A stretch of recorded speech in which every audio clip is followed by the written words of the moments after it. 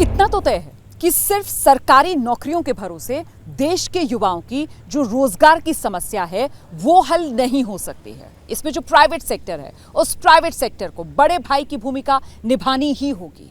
लेकिन क्या जितने रोजगार की प्राइवेट सेक्टर से उम्मीद की जाती है उतना रोजगार प्राइवेट सेक्टर से आ पा रहा है?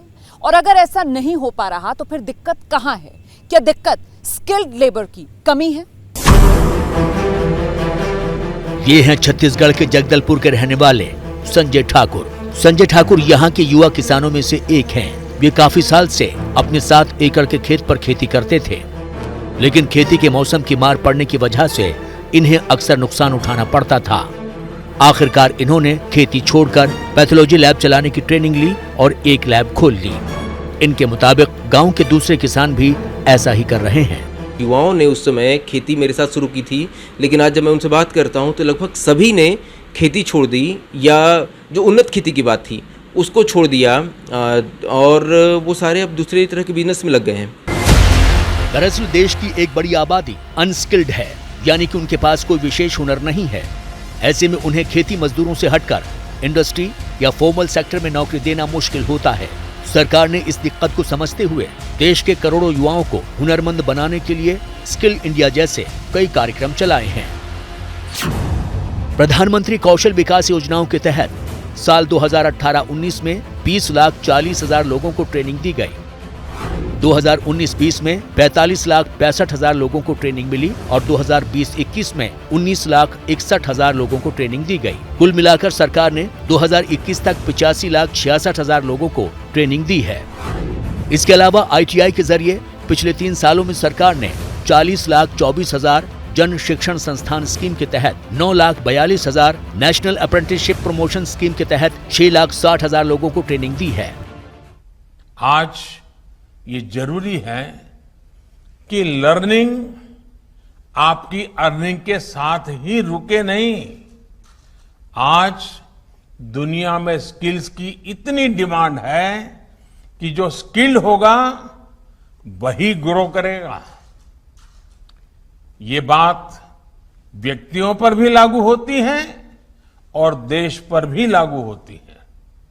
देश में प्राइवेट सेक्टर में नौकरी के लिए स्किल्ड लेबर की जरूरत है। बिना स्किल के प्राइवेट सेक्टर में नौकरी पाना मुश्किल है। प्रधानमंत्री खुद कई बार कह चुके हैं कि देश के युवाओं को सरकार की तरफ नहीं प्राइवेट सेक्टर की तरफ देखना चाहिए। वेल्थ क्रिएटर भी देश को जरूरी होते हैं, तभी तो वेल्थ बांटेंगे। गरीब तक वेल्थ बांटेंगे कहां से? रोजगार देंगे कैसे? और सब कुछ बाबू ही करेंगे। IAS बन गया मतलब वो फर्टिलाइजर का कारखाना भी चलाएगा, IAS हो गया तो वो केमिकल का कारखाना भी चलाएगा, IAS हो गया वो हवाई जहाज भी चलाएगा। ये कौन सी बड़ी ताकत बना के रख दी है हमने? बाबुओं के हाथ में देश दे करके हम क्या करने वाले? सरकार भी जानती है कि वो सबको सरकारी नौकरी नहीं दे सकती। इस सच्चाई को समझते हुए सरकार ने स्वरोजगार का नारा दिया। मतलब ये कि हर व्यक्ति नौकरी मांगने की बजाय खुद अपना रोजगार करे, आत्मनिर्भर बने। लेकिन क्या ये वाकई इतना आसान है? इस मोर्चे पर आखिर कितनी सफलता मिल पाई? स्वरोजगार के मोर्चे पर भारतीय कितना आगे बढ़ पाए, ये जानिए। ये है फिजिक्स वाला नाम का ऐप चलाने वाले अलख पांडे। ये 11वीं और 12वीं के छात्रों को IIT की तैयारी के लिए फिजिक्स पढ़ाते हैं। अलख पांडे देश के उन युवाओं में हैं जिन्होंने किसी से नौकरी मांगने की बजाय खुद का काम करने की सोची। आज वो एक यूनिकॉर्न कंपनी के मालिक हैं, यानी उनकी कंपनी की वैल्यूएशन $1 बिलियन यानी करीब 8,000 करोड़ रुपए की हो गई है, वो भी सिर्फ 2 साल में। आज वो अपने संस्थान में कई लोगों को नौकरी दे रहे हैं।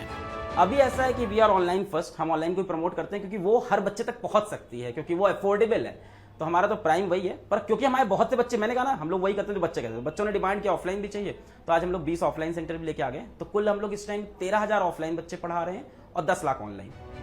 प्रधानमंत्री नरेंद्र मोदी कई बार कह चुके हैं कि देश के लोगों को स्वरोजगार की तरफ ध्यान देना चाहिए। केंद्र सरकार ने स्वरोजगार को बढ़ावा देने के लिए मुद्रा लोन समेत कई योजनाएं तैयार की हैं, ताकि युवा उद्यमियों को अपना कारोबार शुरू करने में मदद मिल सके। यूनिकॉर्न कंपनियां स्वरोजगार की बड़ी मिसाल के तौर पर सामने आ रही हैं।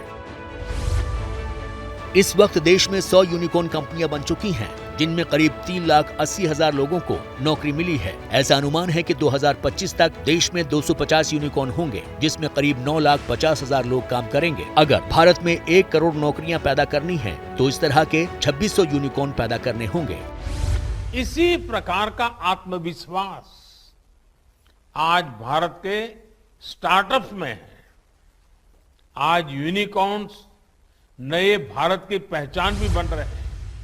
रोजगार को लेकर इतना हल्ला इसलिए मच रहा है क्योंकि बिना रोजगार के देश को सुपर पावर बनाना असंभव है। सुपर पावर बनाना तो दूर की बात है, अगर देश की युवा वर्कफोर्स के पास काम नहीं होगा तो फिर जिंदगी का गुजारा कैसे होगा, ये अपने आप में बड़ा सवाल है। और ऐसे में प्रधानमंत्री नरेंद्र मोदी की तरफ से बार बार जिस डेमोग्राफिक डिविडेंड की बात की जाती है, फायदे की बात की जाती है, फिर वो कैसे मिलेगा? तो आखिरकार दिक्कत कहां है? जिस देश के पास जितनी युवा जनसंख्या है,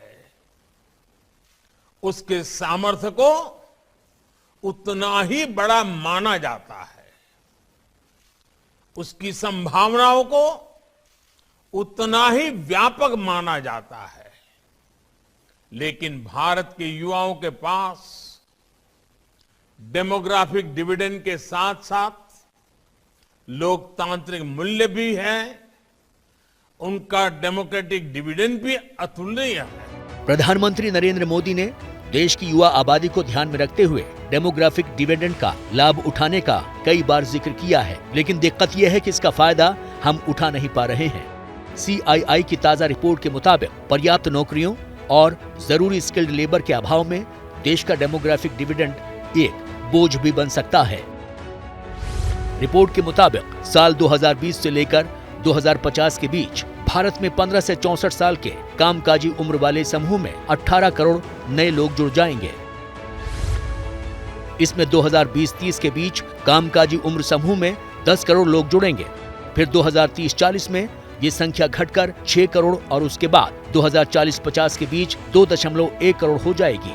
2050 के बाद भारत की कामकाजी उम्र समूह की आबादी घटने लगेगी। रोजगार एक ऐसा विषय है जिस पर घंटों, हफ्तों, ये यूं कहें कि महीनों चर्चा हो सकती है। ये मुद्दा इसलिए अहम है क्योंकि रोजगार के हल हुए बिना रोटी, कपड़ा, मकान, ये समस्याएं हल नहीं हो सकती। और जब तक ये समस्या हल नहीं होगी, देश मजबूत नहीं हो सकता। अब लोग जो हैं प्रधानमंत्री नरेंद्र मोदी को लार्जर देन लाइफ फिगर के तौर पर देखते हैं, इसीलिए उनसे उम्मीदें भी देश को बहुत ज्यादा हैं। तो सवाल यही कि क्या प्रधानमंत्री नरेंद्र मोदी देश की इन उम्मीदों पर खरा उतरेंगे? मोदी ट्रैकर में आज के लिए इतना ही।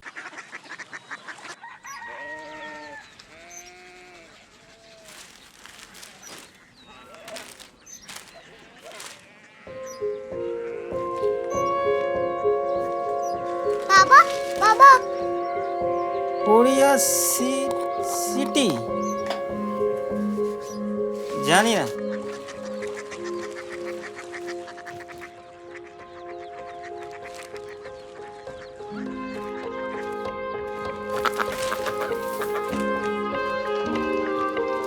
Korea city?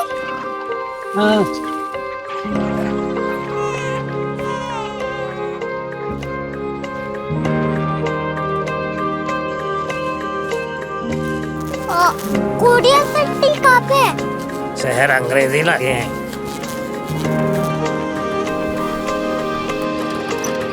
Korea city.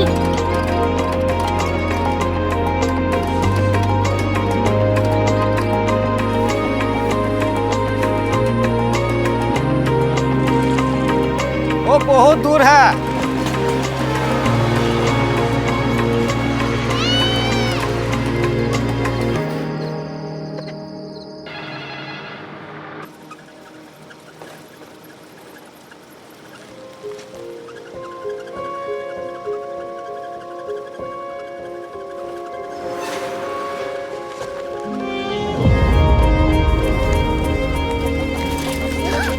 Korea city.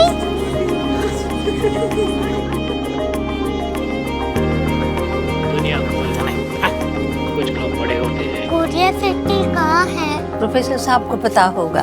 हो, ये छोटा वाला ग्लोब लगता है और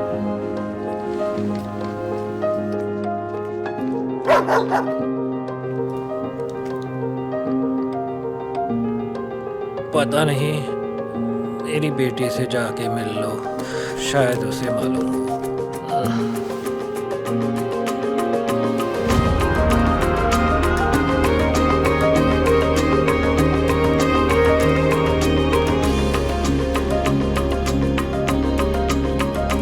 हाय, बाबा ने भेजा है। Come here. Korea city. Korea city नहीं, क्यूरियोसिटी। वो क्या? That's what brought you here? जो तुम्हें यहाँ तक ले आया। क्यूरियोसिटी।